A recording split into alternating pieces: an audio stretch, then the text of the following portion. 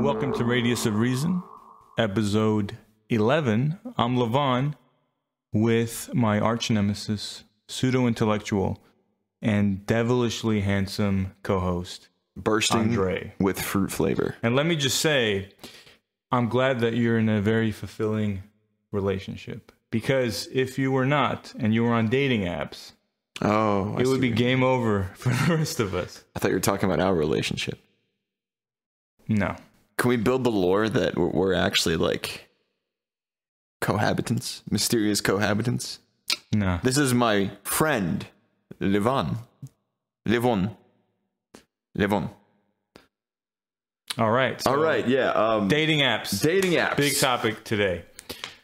So it's very clear, I think, if anyone hasn't been living under a rock, that more and more people are meeting online. There was a 2019 study that showed about half of single adults are actually looking for a partner online. So let me actually ask you, like, what has been your experience with dating apps? Yeah. Dating apps for me, I think were, as for many people, pretty damn awkward. I think the whole process of like setting up a profile, selecting the right sequences of like photographs depicting you, and like what's the stock advice? Like you have to have a photo of you in the nature with your friends, like doing an activity. I think it was always kind of setting up an online profile for a dating app. I think what was like a ritualistic thing, right? It was almost kind of an acceptance of like, yeah, I'm single, so I have the dating apps on my phone. But I've always preferred, I think, meeting people in person, just because it kind of takes away a lot of the friction that dating apps introduce, right? You know, there are certain communities that are a little easier for men to navigate via dating apps, when maybe balances and genders in places like New York City favor men a little bit more. So it's easier to kind of play in that pool. But I was always very hesitant to dedicate a lot of time to the dating app culture, because I always felt at an inherent numerical disadvantage, right? And we've all, I imagine, seen like the YouTube experiments where like people create fake dating profiles as like women, and they show like what it's like to swipe on Tinder as a woman. Different. It's quite different. And I think for me that was always a little bit frustrating, and after a while it stopped really being worth like the time and dedication it really takes to craft like a competitive profile on a dating app. So I didn't really do it for too long. I did the Tinder, I did the Bumble. I think I enjoyed both experiences, but I know now there's a wealth of, you know, organized and targeted dating apps for certain communities, farmers only and whatnot. What about yourself? I mean, I've had a pretty wide range of experiences. Like you know, sometimes you have pretty bad experiences. You feel like these aren't worth it, you know, to be online on those. But I've had some pretty good experiences too. Met some very interesting people. So shout out to all those people. Yeah, shout out to all of you who are listening right now. But yeah, I mean, I don't know. I think sometimes it's hard to parse like what's what. Like for me, you know, I think like the type of person that I'm interested in is just like me, in the sense that they're looking for someone that doesn't exist sometimes.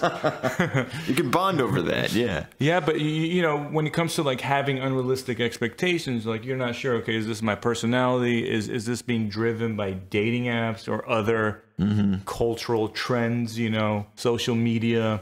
And we're going to kind of discuss all of this today.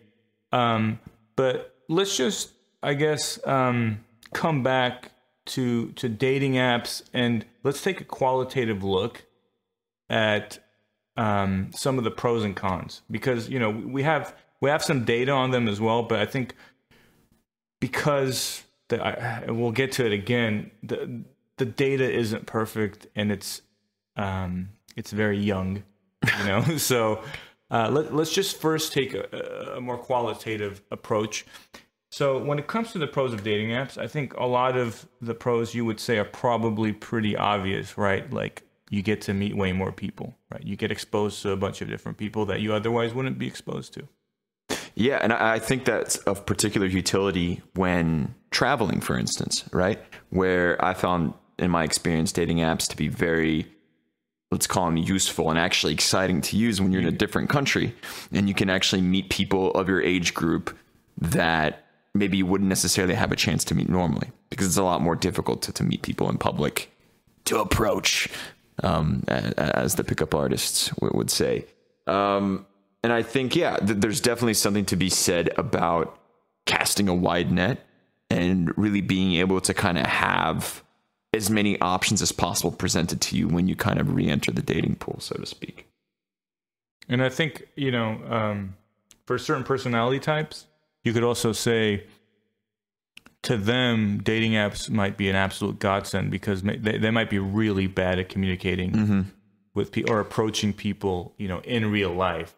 And so being able to do it through a medium that they're more comfortable with, right? Like introverted people, that could be a huge benefit. So how do you feel about the nature of communication via dating apps? Because I think everybody listening would probably agree that there's a certain finesse to messaging via dating apps. Some people almost treat it like an algorithmic thing where you have to like send a clever opener line to kind of gauge attention, to gauge differentiation maybe from others in the dating pool. But what's your personal take on how that functions? Like, do you actually have to be more introverted to be able to succeed on dating apps to kind of break that initial barrier? I don't know if you have to be more introverted. I think it's kind of what you alluded to earlier, where you have to dedicate more time to kind of build your craft, and part of that is, being more engaging in the opening message, right? But that's kind of like true in many domains, like in marketing, like you want to be engaging right off the bat, right? Like in a 5-minute YouTube video or a TikTok video, you want to be engaging right off the bat. So this is kind of like a truism. But yeah, does that answer your question? A little bit, yeah. I mean, I think it's getting back to the crux of the fact that dating in general is probably a very effective self-marketing campaign. But to a certain extent, I think that... it is a self-marketing. It is. And yeah. I think dating apps kind of present a very specific scenario where you are crafting your brand, right? Where you're immediately trying to present the 4 positive things about you that would, in fact, capture somebody's attention. So it's a branding game, essentially, to a certain extent, maybe more so than traditional kind of in-person meetings would be, initial meetings. Yes, it's more deliberate in that sense, for sure. Which, yeah, maybe that does select for certain personality characteristics, that are able to be more deliberate, whereas their natural strategy, in real life, some people that have the more natural strategies, or their less deliberate strategies might have been more successful when things were more favorable for them.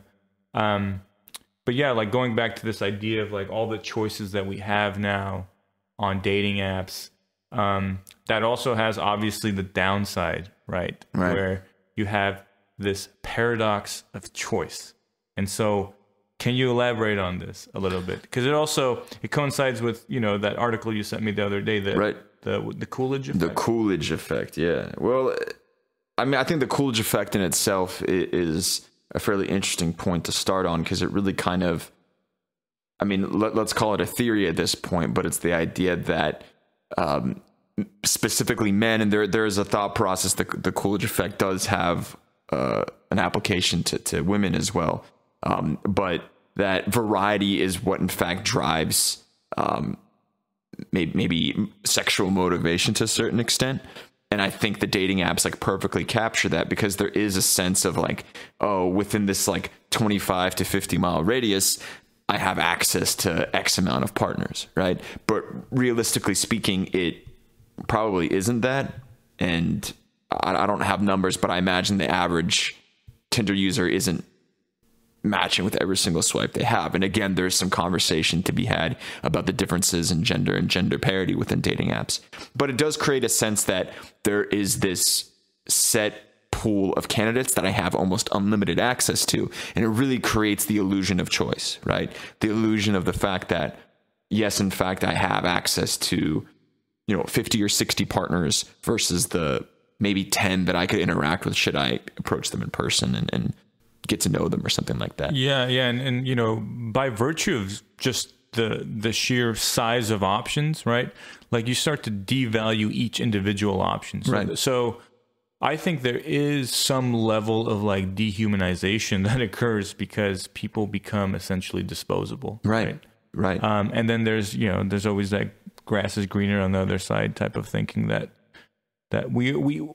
exists in real life, before dating apps, but they exacerbate that issue, Well, I mean, it has definitely altered our culture to a certain extent, at least here in the United States, where, this whole notion of like Netflix and chill becoming something in kind of our popular dialogues where everybody understands what that means. And the ease of access to partners has almost created this atmosphere where hookup culture is kind of an understood element of being within a certain age group. And I'm not saying it's like set or standard and that's something that everybody's looking for, but I think dating apps have created at least the illusion that, we can, freely participate in all of this with no consequence to the either party involved in the process, right? Where there is this kind of disposable element. And it's interesting because in conversations with my own friends, both men and women have expressed a sense of like, I feel more disposable when I use dating apps, right? There's guys who complain about being ghosted, right? Where they go on a date with a girl and, she didn't like them, so just moves on to the next one because there's that spectrum of options. And that's, I think, kind of a historical trope that maybe has existed with the whole branding, like, oh, men are pigs, men are only interested in one thing. And maybe dating apps kind of over amplify that to a certain extent. Yeah, they definitely do, and they highlight the worst features in us sometimes. So another issue that I've been thinking about is due to the number of options that people have and this now tendency to kind of take longer to explore your options. Mm-hmm. As we'll see later, some of the actual data shows people are marrying later in life. Right. This does seem to create an issue of what I think is like a time decay problem, where if you think about what I think most people would say is like they want a lifelong partner. And like, I think that can end up being a very rich experience. And so the longer you wait, and the more variation that you have earlier on, you could say the less time you're going to have with your eventual partner, assuming that you will get one. And what about the richness of the experience? What about the impact that might have on the richness of experience, right? Like meeting someone at 25 and then growing old, versus meeting someone at like late 30s or 40s. That's how do you put a price on the 10, 15 years that you could have had with them to have a more enriching and fulfilling experience? Now, that obviously is very presumptuous because that assumes that there's, someone first of all values having a lifelong partner over just like a continual set of romantic experiences with different individuals, right?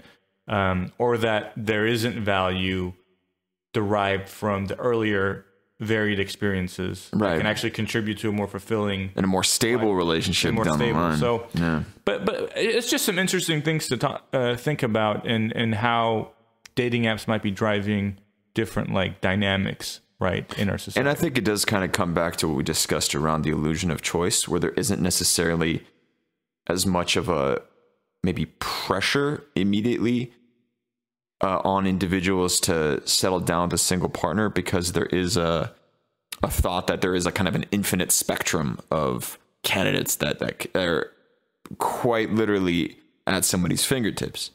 And whereas maybe in the past you'd kind of have more of a thought process around, well, hey, I met somebody that check a lot of the boxes for me, it's going to be harder to meet somebody in the future. Maybe this is in fact the best possible option I have for a long-term relationship.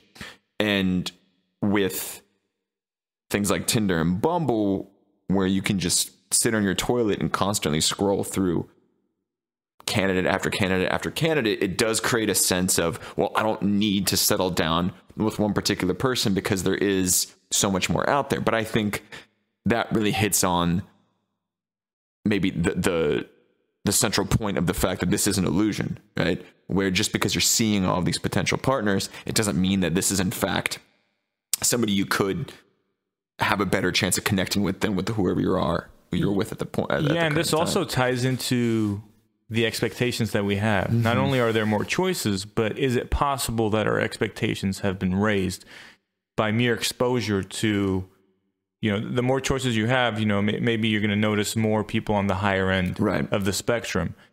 And then maybe you get a date with them. Maybe, you're a female and you match with a guy who is like really high status, maybe by all accounts, objectively more, better looking than you. And let's say they sleep with you. Now you might have the impression like this is now your caliber of men, of men, but that's not how it works, right?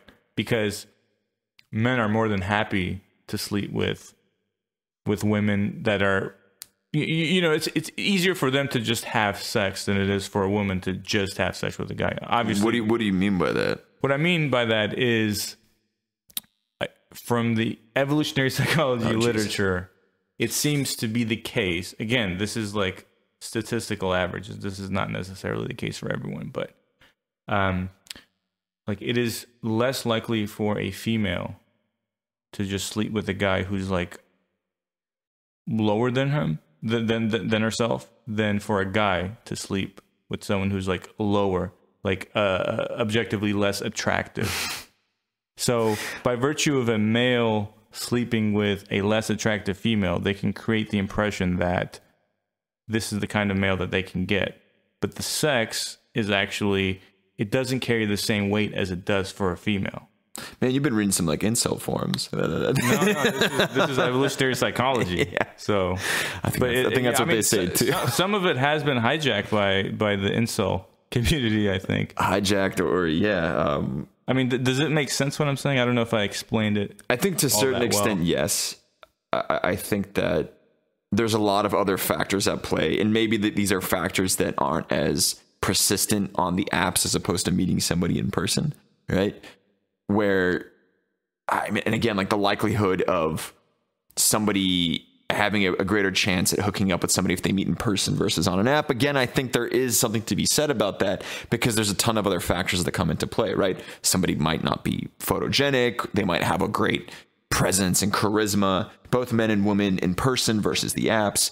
And I think that kind of is something that is warped by how we sort of position, market, brand, and communicate on the apps versus how we do it in person. Right. Because some of the things that I know that, I have sort of participated in and spoken about on the apps completely kind of gets shut down and isn't even effective when you're meeting somebody in person. I mean, think about like the dumbass like intro messages that are sent both by men and women on the apps.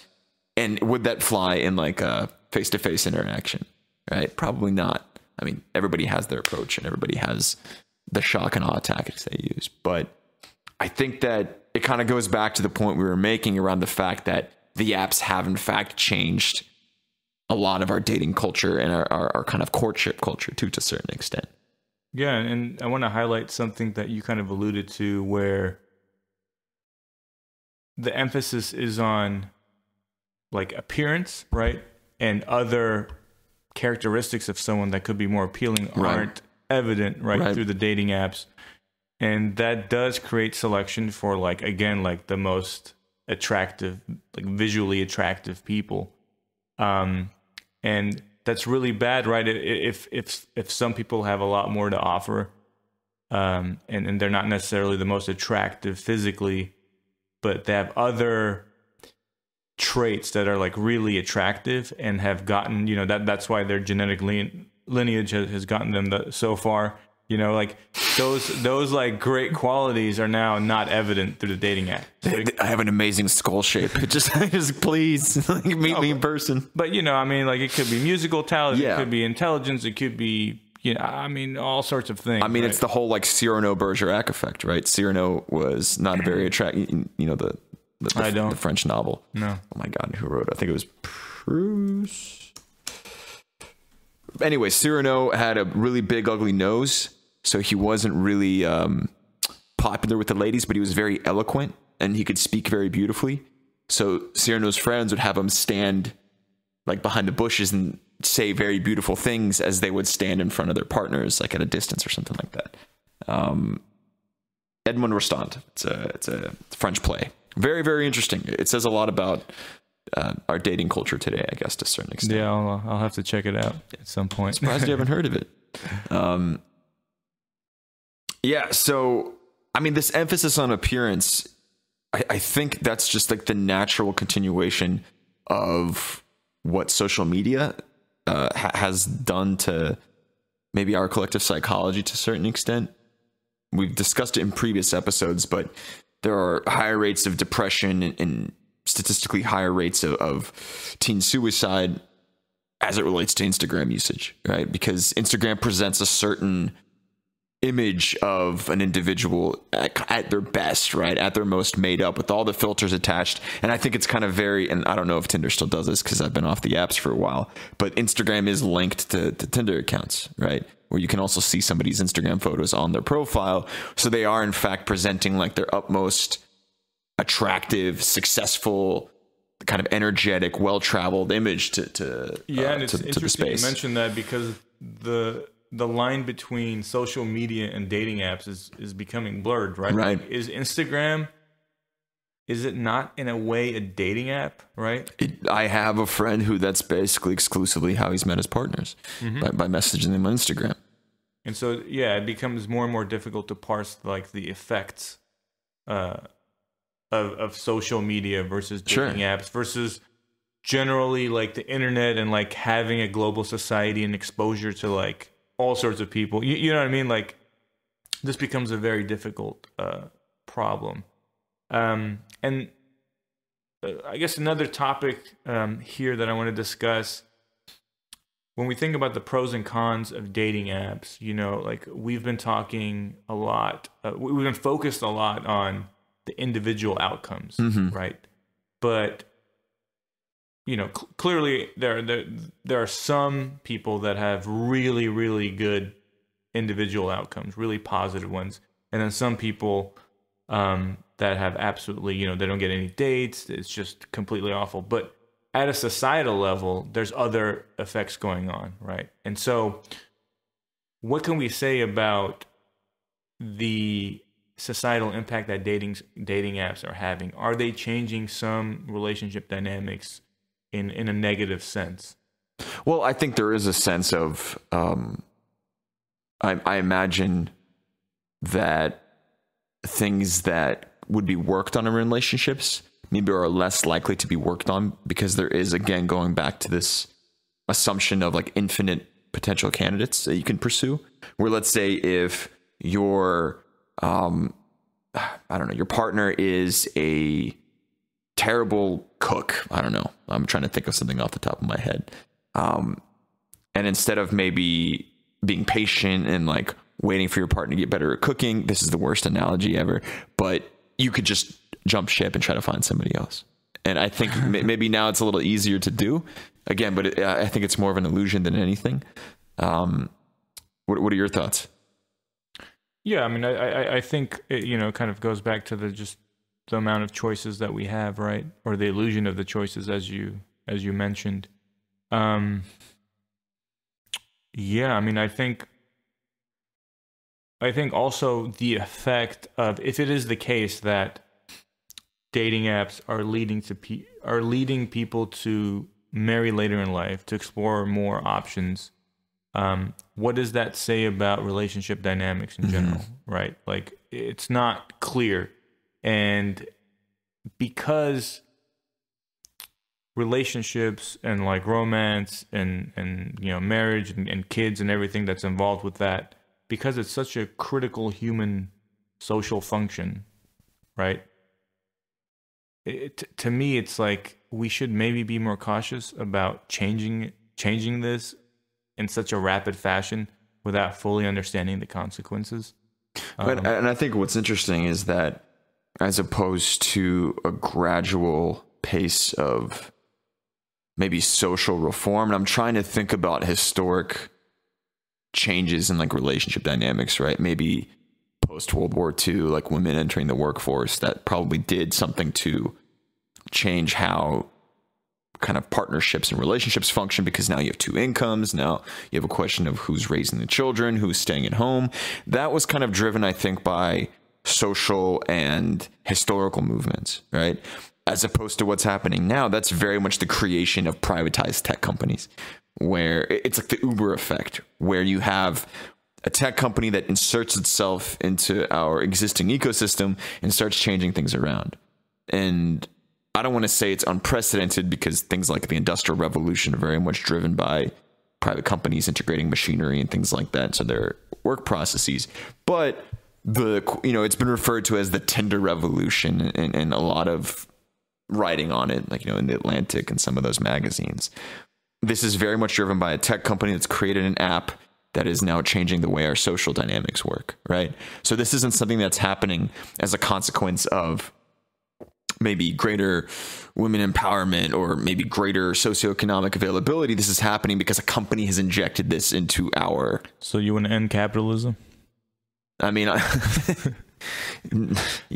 every conversation leads back to the end of capitalism. But to a certain extent, I think that maybe not ending capitalism, but every conversation does lead back to the role that private companies play in our lives, because in fact they are far more present in our day-to-day than they have been historically.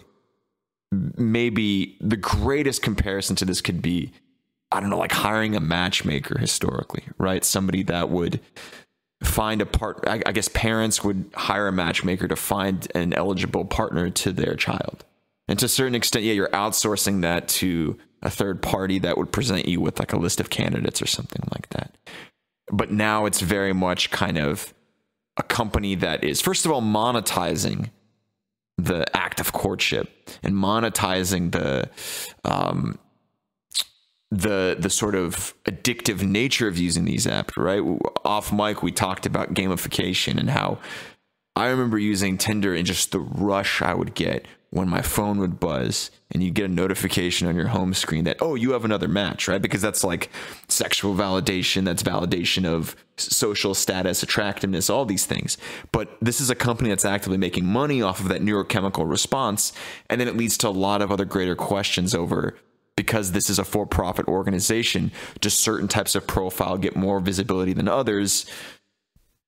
What about the presence of bots and marketing? Because from what I remember, Tinder wasn't just people. It was also, troll accounts and catfishes and everything. But you also had brands creating profiles where like you'd match with like fucking Tide or something.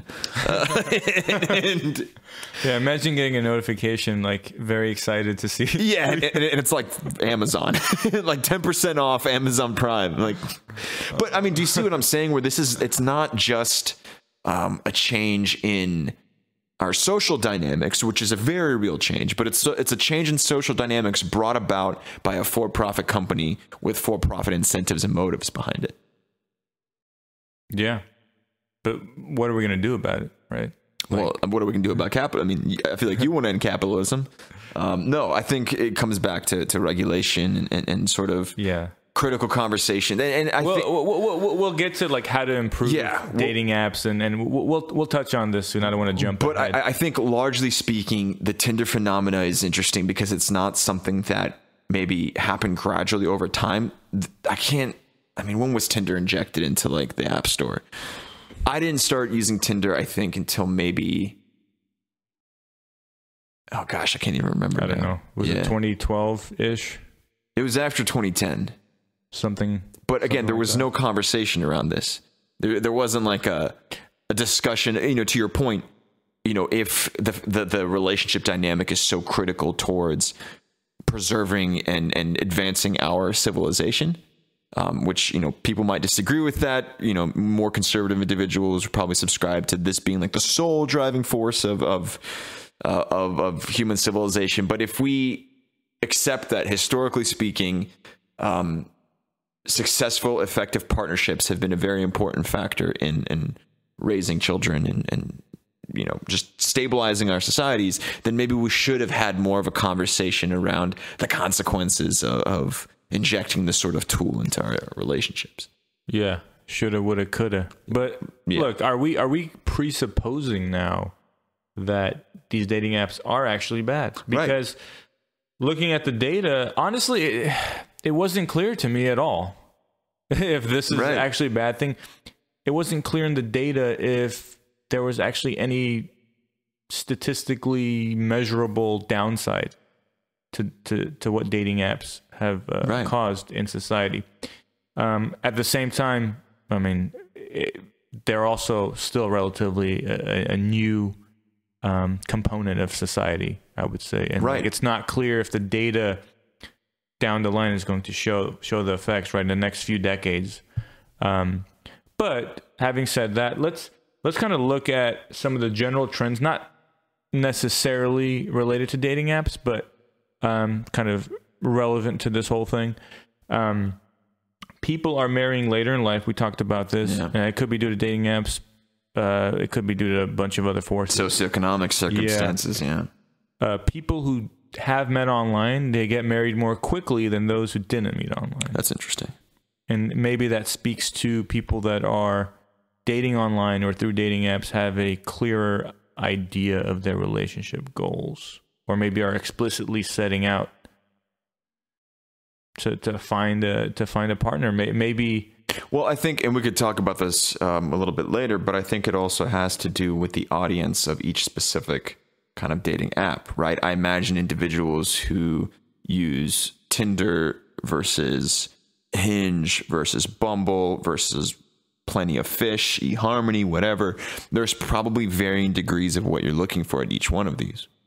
And I don't know if like a 19-year-old Tinder user is somebody who's trying to find their life partner right off the bat.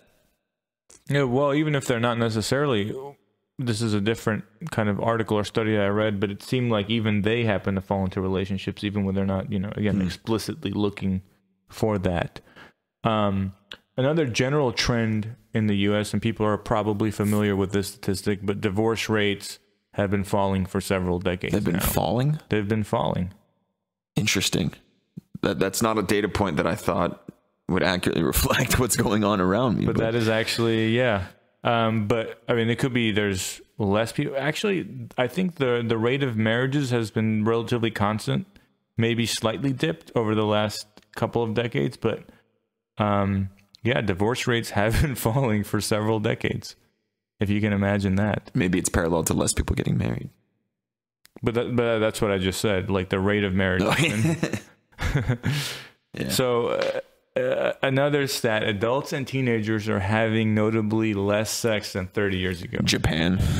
Especially Japanese, but even in the U.S., this has been a big topic as of late.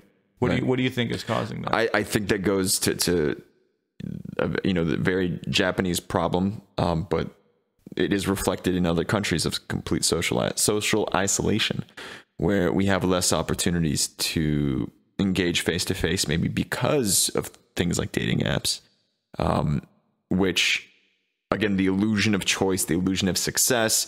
I think people are likely having less sexual relationships. They're having less sex because they're not actually engaging as many people. And I think the paradox here is that before the apps, we were kind of meeting each other at bars and having one night stands and whatnot. Yeah, and there's this thing called the repeat exposure effect, where as you get repeatedly exposed to someone, you can grow more fond of them. And when you think about how people meet online and through dating apps, you don't get that effect, right? And so, like, if someone doesn't immediately, spark your interest, it's kind of like, okay, on to the next. But in real life, if you meet someone in school or at work, you may have already met them several times. You may have known them for months or years even, right? Mm-hmm. And so due to this repeat exposure effect, now all of a sudden you find someone attractive that you otherwise wouldn't have if you had met, the other day through a dating app. So that could be maybe contributing to less social engagement, right, to some extent on a romantic or sexual level, right? And then, you know, look, if we could pinpoint this decline in sex to dating app usage or social media usage, you know, what does that say about the stability of society when you have a bunch of sexless males, right? Like you referred to incels earlier, and like that can be a legitimate problem, because if only the highest status males are getting the women and maybe getting even multiple women, right? Like polygyny becomes more common, right? This tends to create far less stable societies, because you have a bunch of men at the bottom who are getting nothing, right? They're not getting sex, they're not getting romantic fulfillment, they're not having kids. That has been established as a recipe for disaster. Interesting. I mean, I'm curious about how these data points would treat same-sex relationships, like non-hetero relationships, where I don't know how big or active the gay incel community is, which I imagine there is one out there. Gay incel community? Yeah. Where, I mean, something to look into, I think, on maybe a next episode we'll talk about gay incels. But I think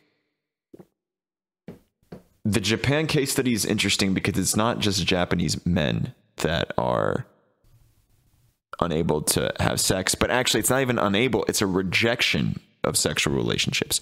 And it's happening in both genders. Both men and women, younger men and women in Japan are having less sexual encounters than previous generations, right? I don't know the hard numbers on this. And like with many things that you have addressed in the past few moments, I think it's a lot harder to specifically attribute this to dating apps versus a collective series of things that have happened in the past 20 or 30 years in our economic and maybe political lives, where, yeah, dating apps are existing in an ether along with lower wages, higher healthcare costs, you know, things that maybe are contributing to greater amounts of stress, where if you're barely able to make ends meet, like what are the chances you're actually going to go on Tinder and try to, you know, find a sexual partner? Also, like we talked about income inequality and how that can, again, like people can gravitate towards, you know, the people on the top end, right? Right. I mean, and again, it's like status signaling too, right? Mm-hmm. I mean, if you kind of established really well that dating apps are oftentimes running parallel, if not directly intersecting with social media. If somebody is throwing up photos of them with their Bentley and, you know, luxurious trips to Thailand, that's going to make somebody probably more appealing to the opposite sex. You know, if it comes down to a choice between, you know, partner A versus not partner everyone B. is as superficial as you, Andre. I have to have a partner who drives a Bentley and takes me to the Maldives, no question about it. Actually, that does sound amazing. And honestly, I'd be very fascinated to see how Tinder usage runs with members of different social classes. And I know that there are certain exclusive quote unquote dating apps for members of certain socioeconomic classes, where to even enter and create an account, you have to have proof of maybe like an alumni association from a private school, or you have to have a certain income that you have to prove via pay stubs or something like that. And I know in our community, there was a pilot program about maybe 6 years ago to launch like an elite dating app. And it was all about like kind of velvet rope, white glove service, where you had to receive an official invitation to even like participate in that respective dating pool. And my theory is actually that's where it's going to head in the future, where unless we have some sort of like reform and change in how our civilization is evolving, we're going to be more inclined to intermingle or commingle with members of our own socioeconomic classes, right? So yeah, there's going to be the stratification that occurs. And to some extent, it's already, like you said, it's already occurring. Right. It's just going to get amplified. Right. Right. And I think it's working class Tinder. It's just, but I think that kind of, to the point about, if people are having less sex, then who's having who's hoarding all the Tinder matches, from both genders or all the genders, I guess, so to speak. And I think that really comes down to, like with many things, kind of status and power, where if you do have a certain level of income or social capital, you're probably going to be having more sex than somebody who is sitting in, their parents' basement and drinking discount Mountain Dew or whatever. Absolutely. So there's hope for us yet. There is hope. There's also this MIT model that was created, and there was a couple of predictions made by this model that MIT created to kind of evaluate dating apps, and they evaluated it based on social links. This concept of social links. Now, I don't know all the details of this study. I don't know the math behind it, but there was a couple of interesting predictions that I do want to touch on. One of them was that it predicted a high level of racial integration, so like interracial marriages, right, through like novel social links that you get because dating apps allow you to, meet people that you otherwise wouldn't meet, people outside of your racial group. Exactly. And in my experience, that's actually been one of the greatest things about using the apps, is that I've had exposure to a lot more racial, ethnic, and national backgrounds to explore potential partnerships. I think that my capacity to date outside of my immediate group has been largely improved by the apps historically, especially in communities where you still might have redlining effects in play, and that there are certain neighborhoods that might have certain racial and ethnic characteristics versus others. I think that's a phenomenal thing, and that's what makes life so much more interesting.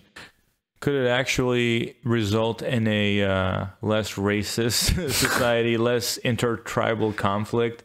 I mean, if it aids in kind of the mixing of different ethnicities and cultures, could this actually be a really positive effect of dating apps that is kind of unforeseen, maybe? Yeah, well, I guess foreseen now. Well, I think at the very least it increases exposure, but it still comes down to, I think, maybe approval from your peer group or your family even, right? Where I know I've had an experience where I matched with somebody from kind of an Arab culture, but there was kind of an understanding that I would never go past a certain point because the family would have probably never approved of me as a long-term viable partner. Not that either one of us were looking for something like that, but it's still, I think it comes down to the willingness of maybe the surrounding environment to accept interracial, interethnic. And but that's a slow process. Okay, that's one data point. But over time, through further assimilation, all of a sudden, that could end up, in something more tangible, right? But then if we do end up kind of reverting back to our tribalist mentalities and seeking out apps that might be exclusive to certain groups of people, I mean, what is that gonna, how is Farmers Only gonna accommodate for all the city folk trying to meet some farm people? Very good point. Yeah. And another prediction that was made was that marriages created in a society with online dating would be stronger, and this was actually apparently backed up by research.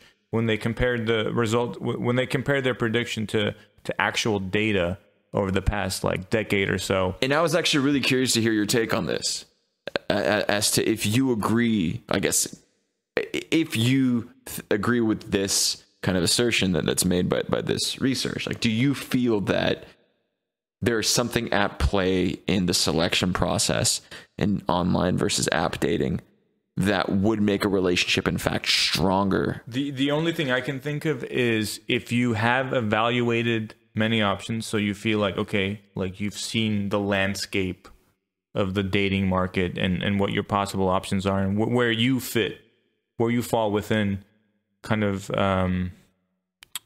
where your value is and what you are able to obtain. You know, I don't want to like, again, like dehumanize and like gamify and objectify and reduce, you know, dating to like a number or something. But like if you discover like you're an 8 and that you can get 8s, okay, great. Like you settle there and like you're a lot more comfortable. Whereas if you thought you were a 10, but it turns out you're actually a 7, but you can only get 6s, you know, that, I mean, that produces a different mindset when you enter into a long-term marriage, or someone who hasn't had that exposure, right?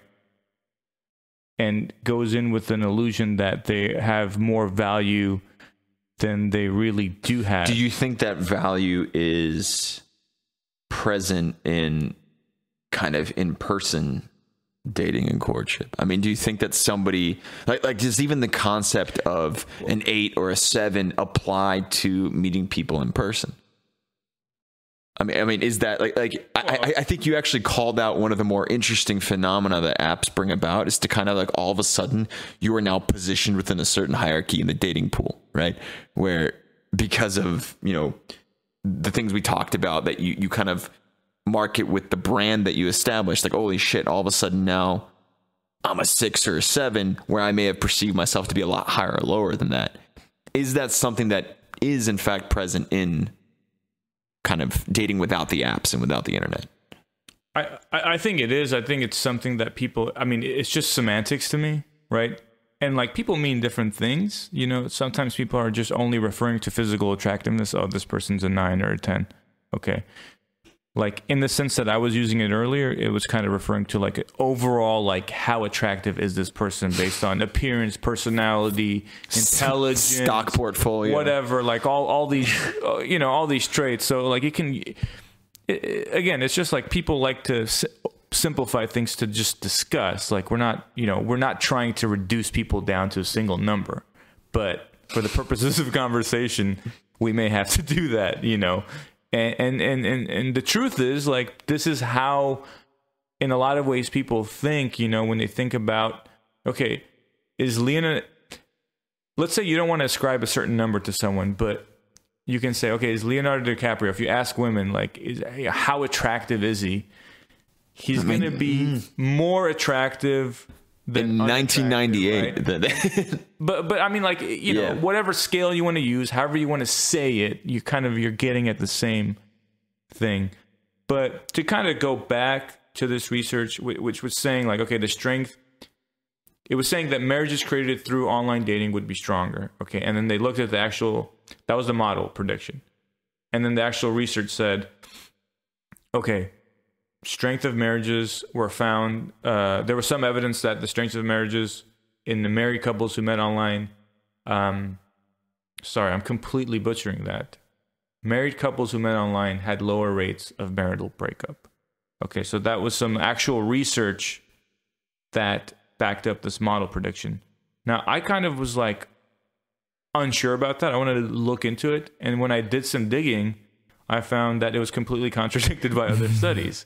So what it goes to show is that you can't trust anything online these days, and that even on MIT's website, you know, it's saying things that, you know, aren't necessarily the case, or it's unclear what the truth is, right? Like there's contradictory studies, and so, you know, this kind of leads me to just touch on the fact that research on dating apps, as mentioned earlier, because it is a relatively novel phenomenon.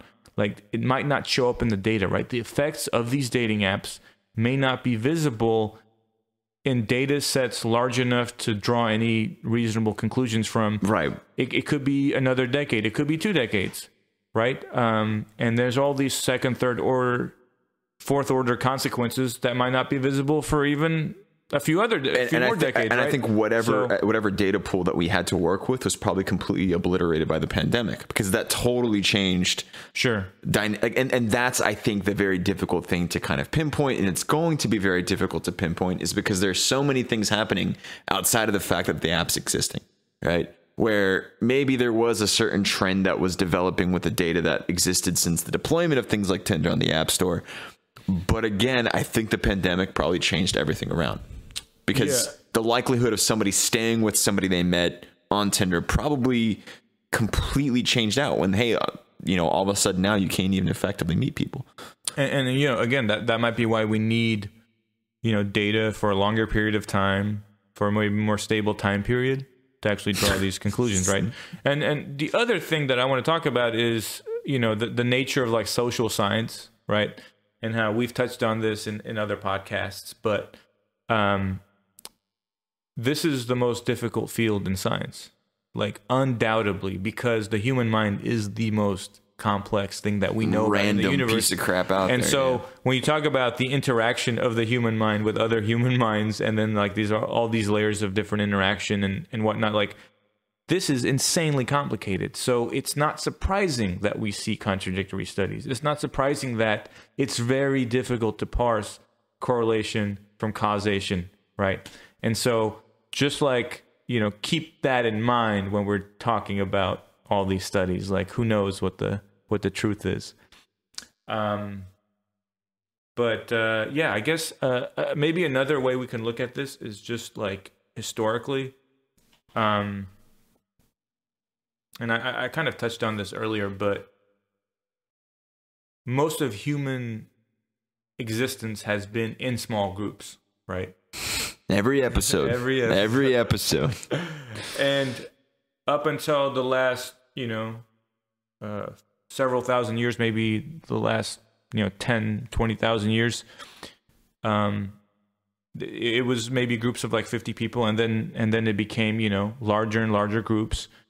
But nothing has changed the relationship dynamic to the extent that social media and the internet have over the last 20 to 30 years. And so I just think this is just massive when you put it into a historical context. This shift that's occurring in how people meet, in maybe the things that are selected for on the dating market because of how people meet.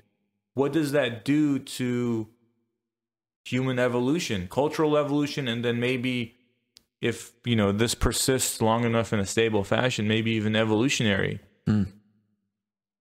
changes, like biological changes, right? I don't know. Like, it's just an interesting way to think about it for me. But this is huge. And I mean, yeah, some people are talking about it, but the emphasis seems like still low compared to what it should be, compared to the gravity of what's happening. Right. And I don't know if we're even fully aware of the changes that are happening around us. And I don't know how rare it's going to be in 20 or 30 years to have relationships maybe how our parents had them, right? Where, I mean, I don't know how your parents met. My parents met, I think, on like a university campus or something like that. But even that in itself, I'm curious to see how that will be looked back upon by future app users, right? Or how that's even going to be introduced to the mythos of a family, right? Because there is kind of this notion of the family story, like, oh, how did you meet? And there's like some sort of like grandiose, like romantic moment or something like that, and kind of the myth making of what like a family unit is. But what is that going to do when, oh, we met because like your mom was hot as shit on Tinder, It's. But I mean, beyond that, like, or more deeply, do you think it matters how people meet? I think this is kind of a tangent, but like, do you think it matters? No. Objectively speaking, I think what matters is the people and the fact that they're together. As long as you met them, that's what matters, right? Yes, I think as long as you enjoy being with them is probably the more important thing. But I think there is an element of maybe how children perceive their parents, right? And there is a notion of like a backstory and the lore that comes into play. And it might not be important now as adults, but I think as children, it kind of does help you perceive your parents as like maybe like a higher entity or something. I don't know. A higher entity. Yeah. Interesting.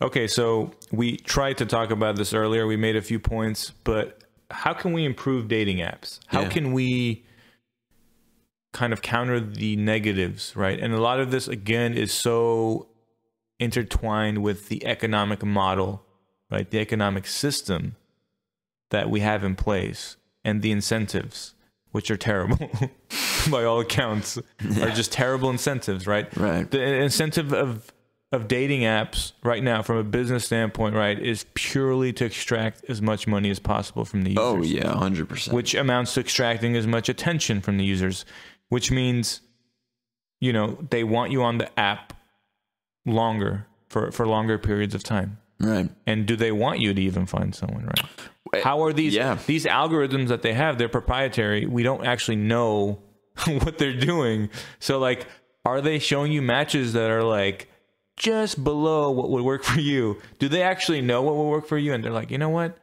Let's tone it down. Let's get them just excited enough to keep using it, but not find someone that they're gonna really like. Yeah, I mean, I don't know. I think this is conspiracy level shit, but you know. But I don't think it's conspiracy level shit. I mean, it's not up there with Kennedy, you know. But I think a lot of it, we do have evidence that, you know, certain profiles aren't seen by certain people based off of like likelihood somebody's going to stay on an app longer or not. I mean, there is a very robust system of algorithms that is powering these sorts of applications, and the incentive is not to maximize fit or matches or success in romantic relationships. It is geared towards maximizing profit for the app developer, which I think that objectively is the problem, but it is also a greater problem that we face with any app we use. And any changes to that level, I think it's going to have to happen from more of like a conversation about the structures and mechanics of smartphones and how apps are developed for their phones and what the purpose of these apps really involves. You know, could you have an open source dating app? You know, is that, could we get some good engineers involved? Could we get some public, or like, I don't know, some sort of like donations to fund such a venture? What we need is a government created dating app where you're assigned a partner based off of like your tax bracket or something, or your potential like contribution to, I don't know. Hello, citizen. Here's your booty. You know, here's your allocation. I think we can agree that government should stay out of dating apps. Yeah, no question about it. We just have to give a plug to our more left-leaning listeners. Even the biggest socialist will. The socialist dating app. No, I think, you know, what could make dating apps better, maybe more interesting, is to sort of maximize the opportunities that dating apps present, right? And we kind of had a conversation briefly off mic about, you know, the metaverse and what it's going to do for dating apps. But I'd be curious to see, what are you laughing at? The metaverse. The metaverse. But I mean, imagine if there was a dating app that involved solving a problem together, right? And a lot of, you know, attraction off the apps is kind of built up through shared experiences and things like that. And imagine if you could introduce that into the dating app culture, so to speak, where I'm talking out of my ass right now, but like with the metaverse, maybe you could have like a mini game or a puzzle that you solve together. And in working together and collaborating on it, you might learn certain things about each other, and maybe you don't necessarily even kind of see who the person is. I mean, I don't really know how avatars will work in the metaverse and whatnot. Well, and for our listeners that maybe are not familiar with what the metaverse is, it's kind of like this virtual reality world where you have this avatar, right? Sure, yeah.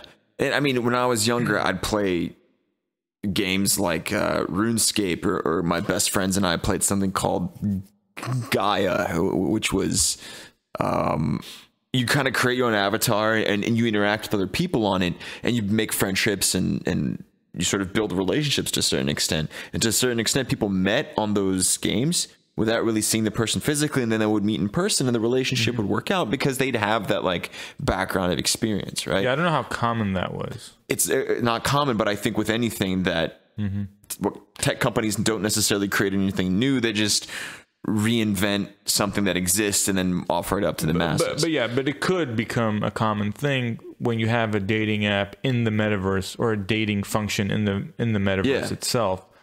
Yeah, it would be really interesting. I think it would emphasize obviously different traits. Right. Right. It wouldn't just be appearance. Maybe appearance wouldn't be even a factor until. Why are you doing the Jordan Peterson voice? Am I? I had I don't know, something in my throat. The lobsters. Yeah, I didn't even notice. Actually, it's still in my. I don't know what it is. Like an air bubble in my throat. Nah, man, you're just channeling JP. Oh, there.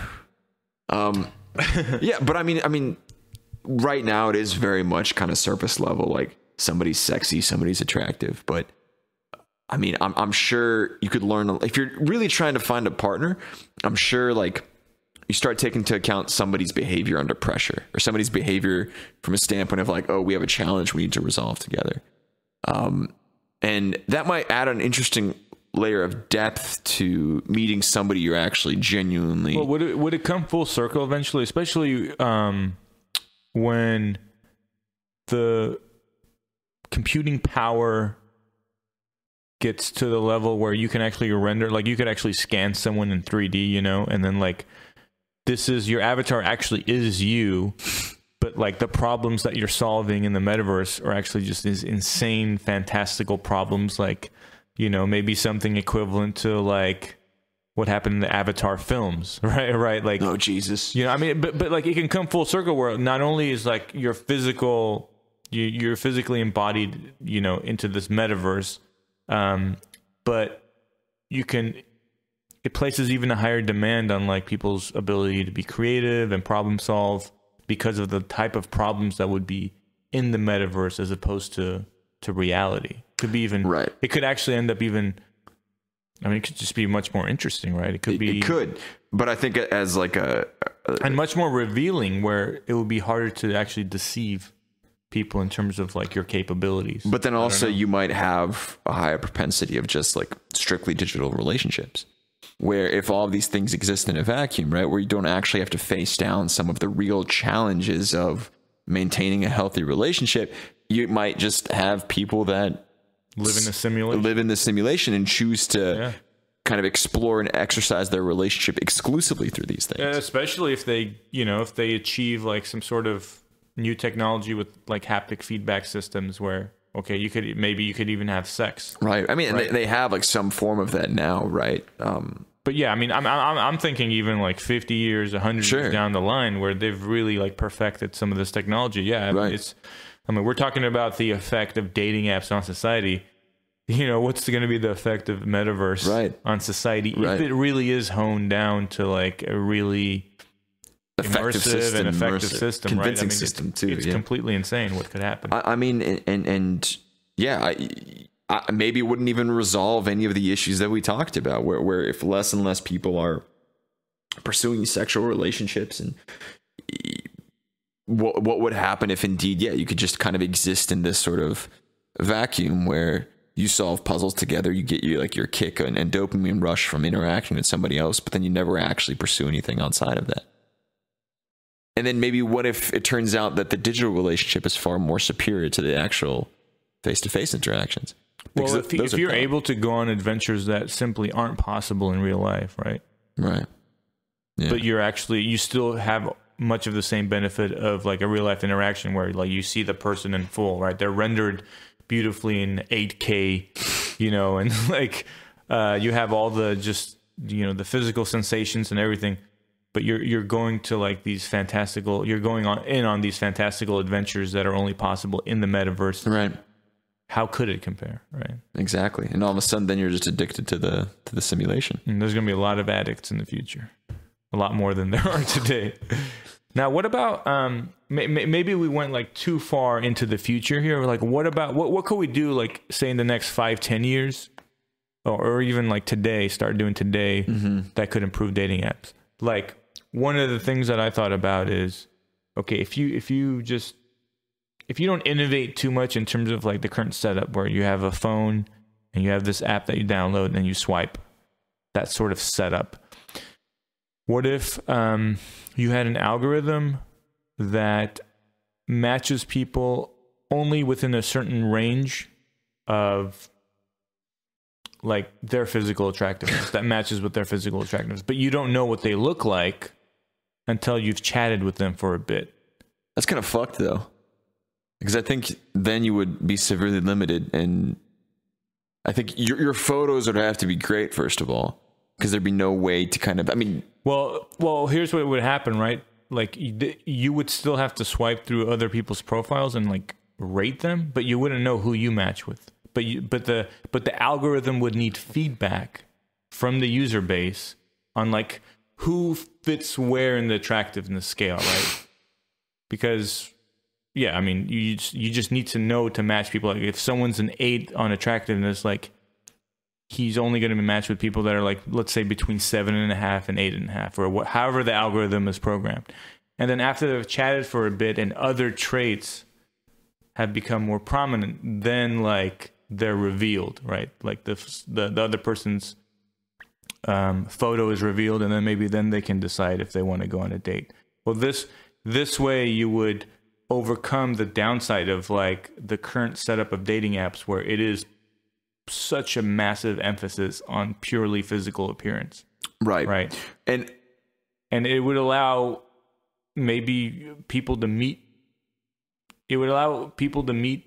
others that wouldn't initially fall within their, kind of ideal, Sure. What if you took the chatting aspect of it to another level, though? What if you kind of made it less of a passive thing and more along the lines of, if you match somebody, it automatically directs you to a phone call or maybe a video call? But video calls can kind of weird because people do weird shit on video with strangers. But, like, let's say if you match with, and it's going to become more of like an active process versus a passive process. Where if whatever system you have in place, like, you see, like, somebody's photos, you have similar interests, then you match, and it automatically directs to a voice call, and then would kind of force an interaction almost to a certain extent. Maybe we just created an app idea. That's a pretty good one. Yeah. Just to force an initial phone call. Right. You can't actually text until you've talked to them on the phone for like a minimum of 10 minutes or something. I don't know. Right. Exactly. Something like and it would kind of replicate some of the social cues that maybe we measure attractiveness on when we meet somebody face to face, right? Because if somebody's very engaging and charming, again, like, phone calls are kind of, you never know who's good on the phone versus not, but it would add another layer of, you've seen their photos, they've written the profile, but now you can actually hear them talk and hear them express themselves, which I think is a huge element of attraction that maybe is missing from the apps right now. Right. So it elevates it to a certain degree, still not maybe sufficient, right, in the way we would like, but it adds another layer. And so, I mean, you can say for sure it's an improvement over the current texting. Chicks be getting a lot of phone calls now. I mean, it's, I don't know, like, how would such an app, for example, compete with, Tinder or Bumble, where people are kind of at their leisure to, like, I think it would just, it would be a different market, right? It would be a different market. It'd be less of a leisurely thing, more of like I am sitting down to use this app, right? It's a Friday night. I want to meet somebody. I'm going to sit down and I'm going to see who I match with and who I can have a conversation with. I do like that idea, though, of, aside from just like the phone call, but the principle of, like, forcing someone to interact in a different way. Like, even if it's not a phone call, it's a video call, or maybe they're solving a game or a puzzle together. Right. Okay. Like, it automatically sets you up, like, you pick a few times that could work for you and the other person, and it automatically sets you up like a game night, That's actually awesome. Yeah. That is a very good idea. We have to edit this process out of the podcast so we can record on this. I mean, I think that would actually be a genuinely cool thing, where it would take the onus on activity planning away from the couple. But what about the conspiratorial aspect of this? Like, maybe people at Tinder and Bumble, like, thought about this and they're like, nah, it's going to get people off the apps. We're not going to do this. But then you have the opportunity to kind of market yourself away from Tinder and Bumble too. You can position yourself as the anti-dating app. Like, our goal is to actually, like, render ourselves obsolete, because we want people to match and we want people to get off the apps. But by virtue of wanting to render yourself obsolete, you will become obsolete and therefore not compete with the other apps. Like, that's an inherent issue. But maybe that's a competitive differentiator when people are becoming more aware of the fact that they're what participation I'm is saying monetized. Economically, how sustainable is that, or is it even possible to get it off the ground? Right, like to acquire enough users, like that might be like just logistically like a difficult.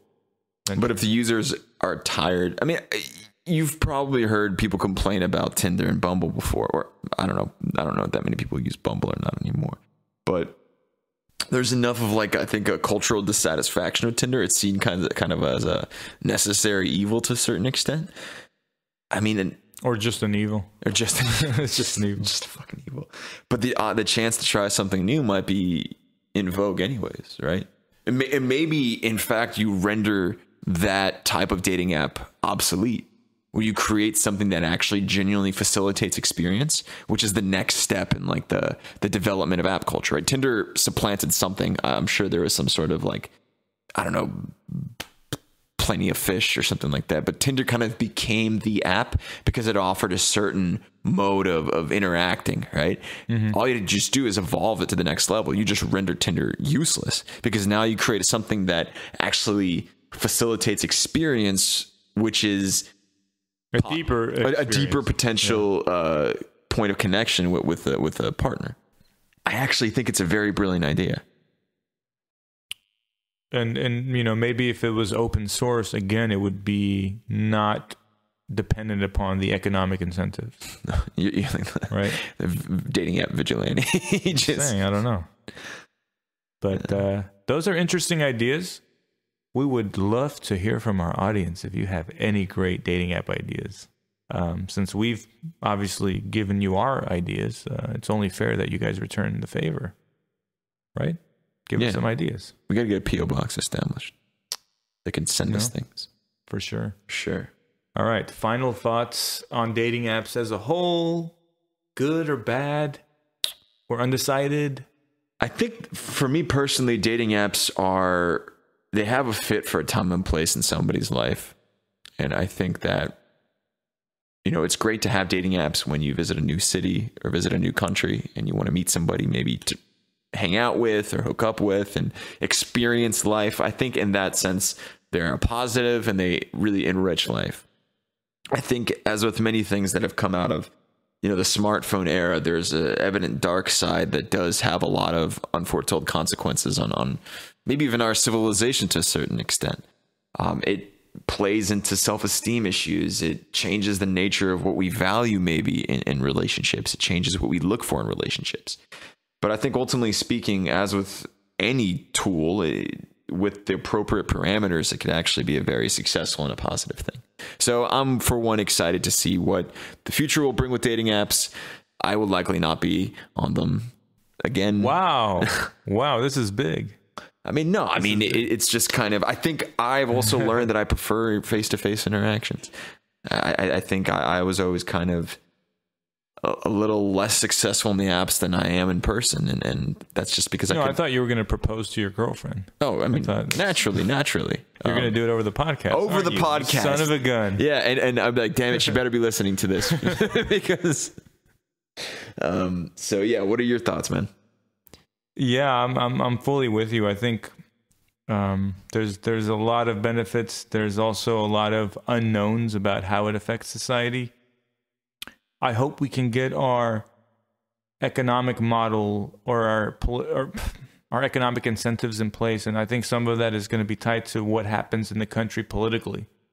You know, can we get the right regulations in place? Can government keep up with technology, right? Like these to me are the underlying forces that are going to dictate maybe how the dating apps evolve in our society. I do think there's a lot of room for improvement. There's no question about that. I think if we can get the right incentives in place, we can have really awesome technologies that can hopefully make everyone's lives more fulfilling. We're always working up against a tech utopia, right? That there is a reality in which once we get all these things under control, technology is actually enriching our lives. But that's not currently the reality we're heading into. And I think that is less of a criticism of dating apps, more so along the lines of like how our application of tech to our experience has really been. So right now, I mean, we're probably hurtling towards a dystopia of sorts, but there's always a chance. Yeah, there's always a chance that we could figure things out. It's either a tech dystopia or like an authoritarian dystopia. And could you imagine dating apps in like the era of Nazi Germany, which is like a racialized authoritarian like, or if like the Soviet Union were still around, you'd have like the Communist Party creates an app. It's quite dystopian, but yeah, maybe there's an alternative that we haven't thought about, right? We talk about this tech dystopia, all in like every episode. I think we do. It's just all. Maybe that's the next episode. Tech dystopia. Actually, that's not a bad idea. Tech dystopia. Yeah. That could be good. All right, everybody. Thank you for listening. We'll be back again soon with another episode. Stay safe out there. Of Reason. Ciao.